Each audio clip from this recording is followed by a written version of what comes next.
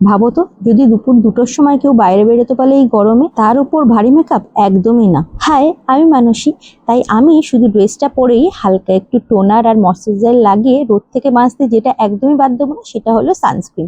আজকে তোমাদের এই সানস্ক্রিনটার কথা বলবো। এটা হলো ল্যাকমি 925 সান এক্সপার্ট সুপার ম্যাট সানস্ক্রিন।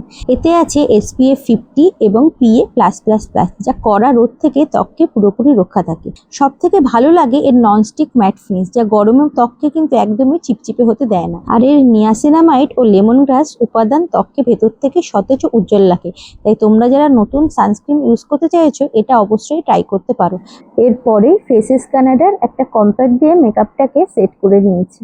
আর তারপরে চুলটা ছাড়বো কি বাঁধবো চিন্তা করতে করতে বেঁধেই নিলাম। তারপর হালকা করে লিপস্টিক, কাজল আর টিপ আর সিঁদুরটা পরে নিয়ে আমি একদম রেডি। জানিও কেমন লাগছে। তাহলে আজ বেরিয়ে পড়লাম এই রোদের মধ্যে। টাটা।